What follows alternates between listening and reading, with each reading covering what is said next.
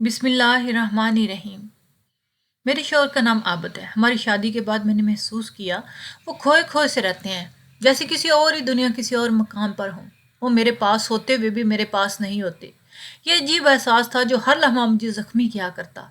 शुरू में मैं बहुत परेशान रही, लेकिन वक्त गुजरने के साथ साथ इतनी हिम्मत आ गई कि इनसे सवाल करने लगी। आखिर आपका रवैया ऐसा क्यों है? कई बार इस सवाल को दोहराया, लेकिन उन्होंने कभी कोई जवाब ना दिया। बात को टाल जाते थे। वक्त गुजरता रहा, मैंने भी इनके सर्द रवैये से समझौता कर लिया, ये सोच कर कि बाद लोग पैदाइशी इसी तरह के होते हैं।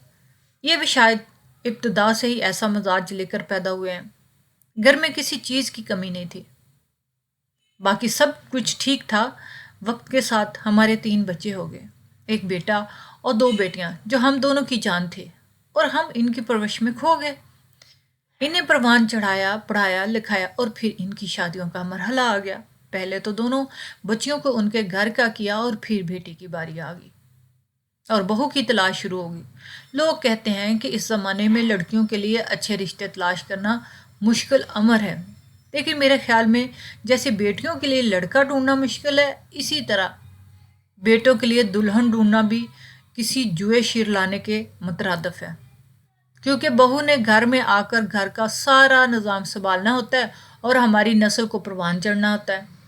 अगर वो अच्छी ना हो तो घर और ख़ानदान दोनों का शराजा ही बिखर जाता है। तलाश बसार के बाद मुझे एक लड़की पसंद आई जिसका नाम फरवा था। पहले तो मैं और बेटियां आती जाती रहीं।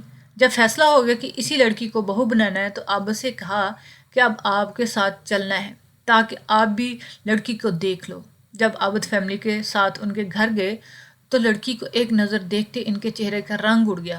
वो बहुत खुश परेशान हो गए थे, जैसे उन्होंने कोई खोई हुई चीज़ मिल गई। मेरी नज़रें इनके चेहरे पर टिकी थी।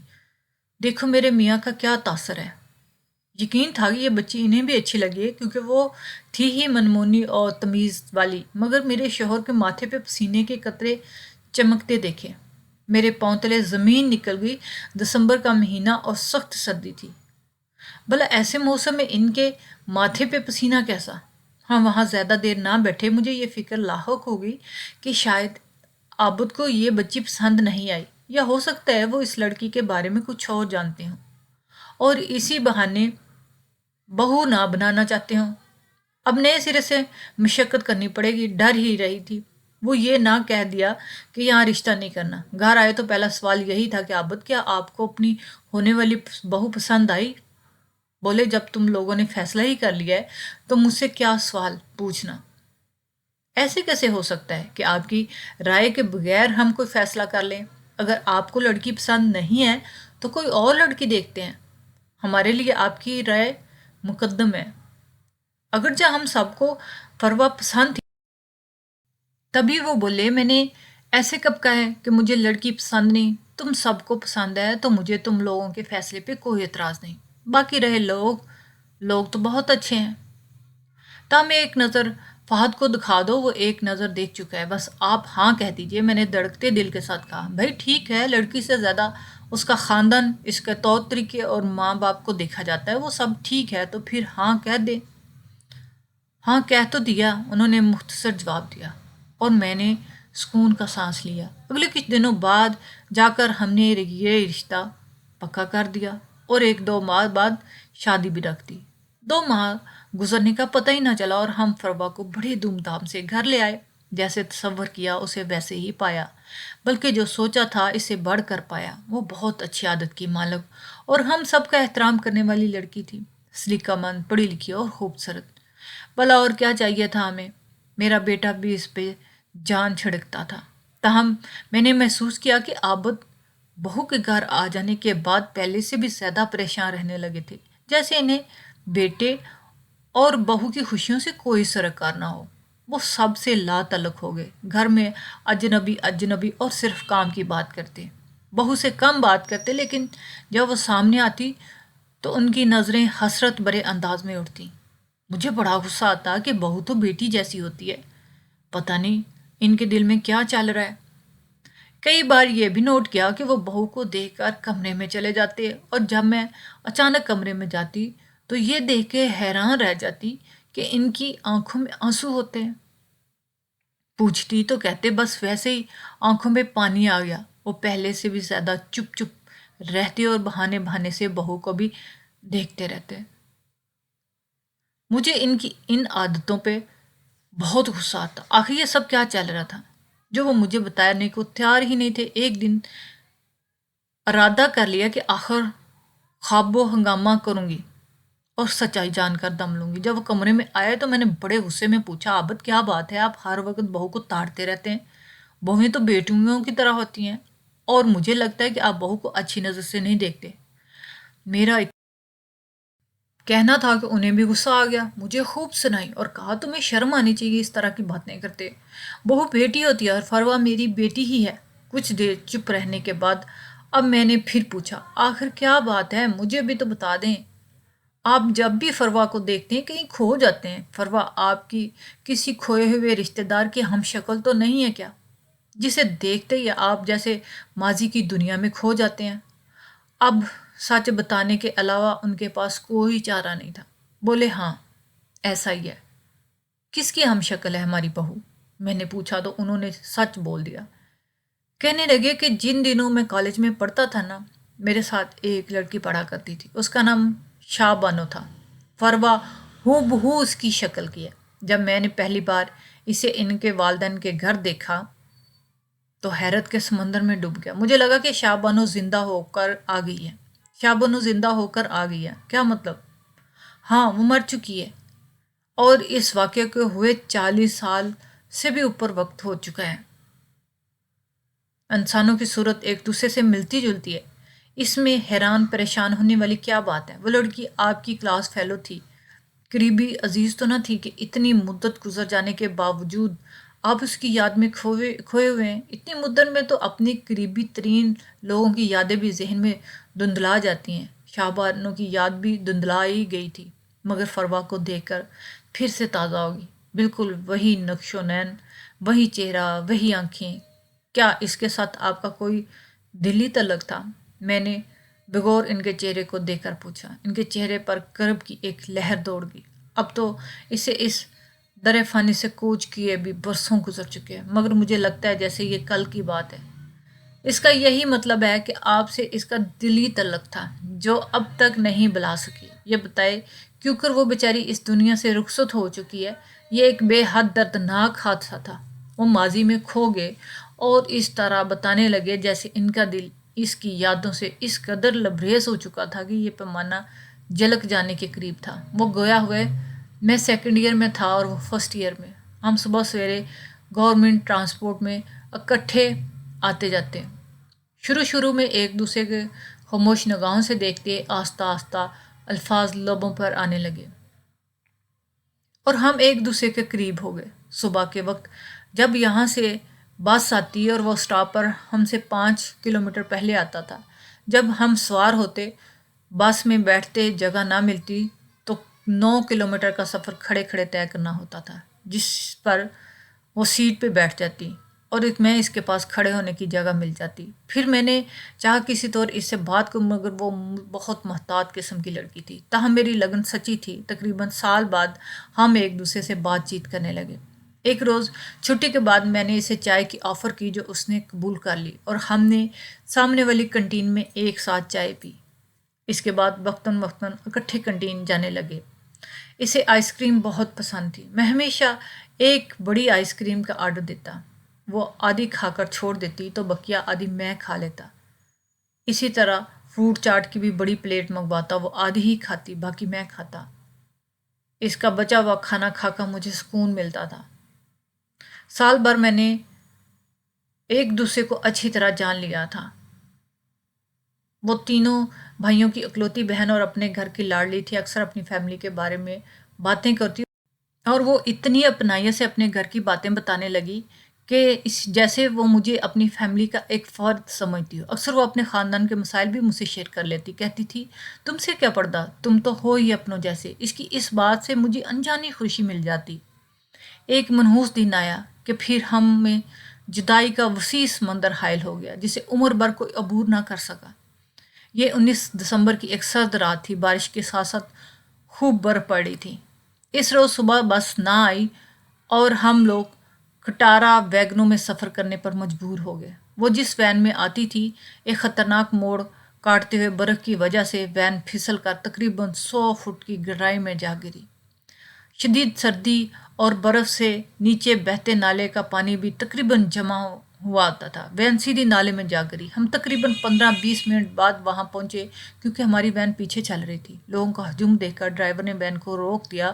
گرنے والی وین بری طرح پچک گئی تھی اور آدھی سے زیادہ پانی میں ڈوب گئی تھی۔ ایک فوجی دستہ بھی ان کی مدد کے لیے پہنچ گیا۔ فوجی نوجوان اور ہم لوگ سبھی زخمیوں کو شیشے وغیرہ توڑ کر نکالنے میں مصروف تھے۔ غضب کی سرد اور برف کی وجہ سے ہاتھ پاؤں شل ہو رہے تھے اور مدد کو آنے والا ڈاکٹر اپنے جوانوں کی معاونت سے زخمیوں کی مرہم پٹی میں مصروف تھا۔ اتنے میں 2 لڑکیوں کی وین سے نکالا گیا۔ میرے وہم و گمان میں بھی نہ تھا کہ ان میں ایک شاہ بانو ہوگی۔ وہ بری طرح زخمی تھی۔ ڈاکٹر نے نبض دیکھی، پھر اس کی آنکھیں کھول کر دیکھنے لگا۔ ڈاکٹر کے چہرے کے تاثر سے ظاہر ہو گیا کہ وہ ختم ہو چکی ہے، اور دوسری لڑکی جو اس کی سہیلی اور ہم جماعت تھی وہ بھی ختم ہو گئی تھی، کیونکہ اس کی گردن اور سر پر بہت گہری زخم آیا تھا۔ یا پانی میں گرنے کی وجہ سے ان کے چہرے نیلے پڑ گئے تھے، جیسے کسی سفید کپڑے کو بہت زیادہ نیل لگا ہو۔ شدید سردی کے باوجود میرے پسینے چھوٹ رہے تھے، تبھی میں چکرا کر ایک طرف گر گیا۔ ایک شخص نے آگے بڑھ کر مجھے سہارا دیا اور سنبھالا۔ میں پھسل گیا ہوں، حالانکہ میں تو شاہ بانو کے شاداب چہرے کو جما ہوا دیکھ کر گر پڑا تھا۔ میری دنیا اجڑ چکی تھی، وہ سارے مستقبل کے خواب، وعدے، ارمان سبھی چکنا چور ہو چکے تھے۔ اسی دن سے میری زندگی کی گھڑی ٹھہر گئی۔ میری سوچیں، آرزوئیں، جینے کی امنگ، کچھ کرنے کا حوصلہ، سب کچھ ساکت ہو گیا تھا۔ زندگی کا ایک پل کا بھروسہ نہیں۔ یہ بات ہر وقت سنتے تھے، آج اس کا تجربہ بھی ہو گیا۔ کالج کے لڑکے واپس میتوں کے ساتھ ان کے گاؤں پہنچ گئے۔ بارش اور اس کے بعد برف کی وجہ سے تدفین شام تک ہو پائی۔ اس حادثے کے بعد میں کئی دنوں تک کالج نہ جا سکا، کیونکہ اب میری زندگی میں کسی کام کی حیثیت نہ رہ گئی تھی۔ آخرکار یوں تو پرچے دیے اور کالج کو خیر بات کر دیا۔ بے دلی سے پرچے دینے کے سبب میرا نتیجہ بھی زیادہ اچھا نہ آیا۔ بمشکل پاس ہوا۔ اب سارا دن گھر میں پڑا رہتا۔ دوستوں سے ملنا جلنا چھوڑ دیا تھا۔ گھر والے کہتے کہ کیا ارادہ ہے، آگے پڑھنا ہے یا ملازمت کرنی ہے یا کوئی بزنس کرنا ہے۔ میں نے انہیں کوئی جواب نہ دے پایا۔ وہ میری پریشانیاں نہیں جانتے تھے، کیونکہ میں اپنی پریشانیاں ان سے چھپائے جی رہا تھا۔ شاہ بانو اور میرے درمیان جو تعلق تھا، اس کا کسی کو علم نہیں تھا۔ میں سوچتا تھا کہ اب باقی زندگی اس بے کیفی کے عالم میں کیسے جی پاؤں گا۔ وقت بہت زخم بھر دیتا ہے۔ والدین نے عرصے تک مجھے بجھا بجھا اور گمسم دیکھا تو فیصلہ کیا کہ اب اس کی شادی کر دینی چاہیے۔ شاید اسے شریک حیات کی ضرورت ہے۔ پھر انہوں نے میرا رشتہ تم سے طے کر دیا۔ یہ سوچ کر کہ خاندان میں رشتہ طے کیا ہے، بری بھلی نب جائے گی۔ خاندانی بندھن تھا، میں نے حالات سے سمجھوتا کر لیا۔ شادی کے بعد اس مقدس بندھن کی لاج رکھتے ہوئے میں چپ رہا اور بار بار تمہارے سوالات کرنے کے باوجود اپنے لب نہ کھول سکا۔ تم نے بھی نبھانے کی ٹھان لی تھی۔ بچے ہو گئے، ہم ان کی پرورش میں خاص تر ہونے لگے۔ اپنا حواس بھی نہ رہا۔ مشکور ہوں، تم نے میرا بے حد خیال رکھا۔ ماضی پر وقت کی دھند جمنے لگی اور اتنا عرصہ گزر گیا، یہ راز میرے سینے میں دفن ہے، مگر فروا کو دیکھ کر وہ حادثہ پھر سے ذہن میں ابھر آیا، اور اپنی بہو میں شاہ بانو کی اس قدر مشابہت دیکھ کر تو یقین نہ آیا تھا کہ دنیا میں اتنے مماثل چہرے رکھنے والے لوگ بھی ہوتے ہیں۔ مجھے لگا کہ ضرور فروا اور شاہ بانو میں کوئی قریبی رشتہ دار ہوگا۔ فرق یہ ہے کہ فروا اینک نہیں لگاتی، جبکہ شاہ بانو اینک لگاتی تھی۔ لیکن اب جب کہ بہو بھی اینک لگانے لگی ہے تو مجھے یہ محسوس ہوتا ہے کہ شاہ بانو زندہ ہو کر میرے سامنے آ گئی، حالانکہ ایسا ہرگز نہیں ہو سکتا۔ میں فروا سے پوچھوں گی کہ اس کی فیملی میں کوئی شاہ بانو لڑکی گزری ہے جس کا انتقال وین کے ایکسیڈنٹ میں ہوا۔ شاہ بانو اور فروا میں کوئی قریبی رشتہ داری بھی ہو سکتی ہے۔ میں نے عابد کی نم آنکھوں کو دیکھ کر ان کی دل جوئی کی کوشش کی اور ان سے معافی بھی مانگی کہ میں نے انہیں غلط سمجھا تھا۔ سال بعد اللہ تعالیٰ نے فہد اور فروا کو بیٹے کی خوشی عطا کی تو ہم سبھی نہال ہو گئے۔ سے زیادہ خوشی تو عابد کو ہوئی تھی۔ مدت کے بعد انہیں ہنستے مسکراتے دیکھا تھا۔ وہ پوتے پہ فدا تھے، اب سونے گھر میں ان کا دل لگ گیا تھا، سارا دن پوتے سے کھیلتے نہار رہتے۔ ننے فرحان نے ان کی زندگی ہی بدل کے رکھ دی تھی۔ انہوں دنوں فروا کے والدین نے ہمارا کھانا کیا تو اپنی فیملی کے کچھ لوگوں کو بھی مدعو کیا۔ دعوت میں باتوں کے دوران یہ معمہ بھی حل ہو گیا کہ شاہ بانو اور فروا آپس میں کیوں کر اس قدر مماثلت رکھتی ہیں۔ دراصل شاہ بانو فروا کی پھوپھو تھی، جن کی المناک حادثاتی موت ہوئی تھی، اور اس راز سے پردہ شاہ بانو کی والدہ نے اٹھایا، جس نے ہمیں اپنی البم دکھائی جس میں شاہ بانو بھی کافی تصویریں تھیں۔ البم میں لگی تصویریں میں عابد نے شاہ بانو کو پہچان لیا، بولے یہ میری بہو کی ہم شکل کون ہے؟ یہ اس کی مرحوم پھپھو ہے۔ جن دنوں وہ کالج اسٹوڈنٹ تھی، ان کا انتقال ہو گیا تھا، وین پھسل کر نالے میں گر گئی تھی۔ یہ کون سے سن کی بات ہے؟ فروا کی دادی نے سن بتا دیا۔ کیا شاہ بانو فلاں کالج میں پڑھتی تھی؟ دوسرا سوال عابد نے کیا۔ ہاں بیٹے، تم نے صحیح پہچانا، لیکن تم نے کیسے پہچانا؟ آنٹی شاہ بانو میری کالج فیلو تھی، وہ میرے ساتھ ہی پڑھتی تھی۔ یہ کہتے ہوئے عابد کی آنکھیں پرنم ہو گئی تھی۔ ہم سب پر بھی چند لمحات کے لیے سوگواری چھا گئی تھی۔ اس دن کے بعد عابد اپنی بہو کا بہت خیال رکھنے لگے، اس کی ہر فرمائش پوری کرتے اور بڑے پیار سے بات کرتے، صحیح معنوں میں ایسا پیار اور خیال جیسا اپنی سکی بیٹیوں کا رکھا جاتا ہے۔ میں بہو کو کچھ کہہ دیتی تو ناراض ہوتے کہ اسے کچھ مت کہا کرو، اتنی اچھی بہو تو قسمت والوں کو ملتی ہے۔ میں ان کی ہدایت سن کر خاموش ہو جاتی۔ مجھے لگتا کہ شاہ بانو کی بھتیجی کو اپنی بہو دے کر انہیں بے حد سکون ملتا ہے۔ شاہ بانو کے کھو جانے کی پریشانی اور اس کی ناگہانی موت کے دکھ نے بڑے عرصے تک عابد کو گیلی لکڑی کی طرح سلگا کے رکھا تھا، لیکن اب بہو کو سکھ پہنچا کر انہیں قرار آنے لگا تھا، جیسے فروا کو سکھ پہنچا کر وہ شاہ بانو کی روح کو سکھ دے رہا ہوں۔ ہر انسان کی کچھ نہ کچھ کمزوریاں ہوتی ہیں۔ میں نے بھی شاہ بانو کی یاد کو عابد کی کمزوری جان کر انہیں معاف کر دیا۔ وہ بہو کو دیکھ کر جیتے تھے، وہ جو حکم کرتی فوراً بجا لاتے، اس کی کسی بات کو رد نہ کرتے، گویا ان میں سے اس کے سامنے انکار کی ہمت بھی نہ تھی۔ وہ اگر تارے توڑ کر لانے کا کہتی تو شاید وہ صحیح کرتے، یہ ناممکن بات نہ ہوتی۔ اچانک ان کی زندگی میں نیا موڑ آیا۔ وہ اب شاہ بانو کو خواب میں دیکھنے لگے، جس روز دیکھتے صبح مجھے خواب سناتے اور خواب سناتے ہوئے وہ کسی اور ہی دنیا میں کھو جاتے، یہ بھول ہی جاتے کہ میں ان کی بیوی اور ان کی شریک حیات ہوں۔ اس طرز عمل کی وجہ سے برا بھی میں مان سکتی تھی، مگر میں برا نہیں مانتی تھی کہ میرے شوہر کو جس بات سے قرار ملے وہ اہم تھی میرے لیے۔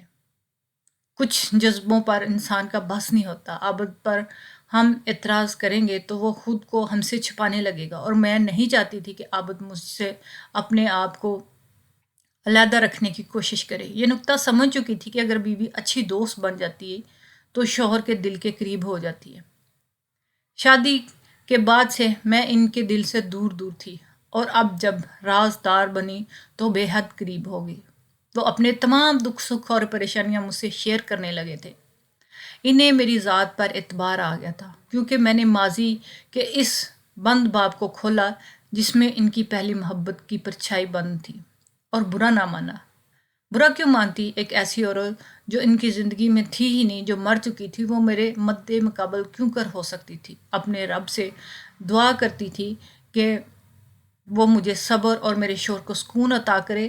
جب میں عابد کی غمگسار بنی، ان کے دل میں چھپے دکھ کو توجہ سے سننے لگی، تو وہ مجھ سے ہر وقت ہم کلام رہتے، دور ہو کر بھی نزدیک محسوس ہوتے۔ رفتہ رفتہ یہ عالم ہوا کہ ایک منٹ بھی میرے بغیر رہنا ان کے لیے دھوبر ہو گیا تھا۔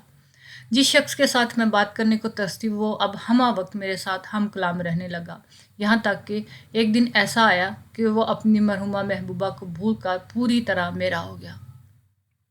عابد نے شاہ بانو کے بارے میں باتیں کرنا بند کر دی، اب وہ صرف میرے بارے میں باتیں کرتے، میرا خیال رکھتے اور میرے بغیر خود کو تنہا محسوس کرتے۔ میں ان کے لیے ایک اہم ہستی ہوگی۔ گھر میں ادھر ادھر ہوتی تو دروازے سے اندر آتے ہی آواز لگاتے، کہاں ہو بیگم؟ نظر نہیں آ رہی؟ بچوں سے پوچھتے، ارے بھائی کہاں ہے تمہاری دادی؟ میں کچن میں ہوتی تو وہاں آ جاتے، کہتے، ارے بیگم کیا ہو گیا ہے؟ مجھے گھر میں ایک پل کو بھی تمہیں نہ دیکھوں تو جی گھبرانے لگتا ہے۔ تب میں جواب دیتی کہ فروا کا احسان ہے کہ وہ اس گھر کی بہو بن کر آئی تو برسوں سے آپ کے دل میں چھپا ہوا راز ہم پر کھلا، اور شابانوں کی پرچھائی کو ہم نے آپ کے دل سے بلا کر باہر نکال کر ہی دم لیا۔ آج ہم سب ایک ہنسی خوشی کی زندگی گزار رہے ہیں۔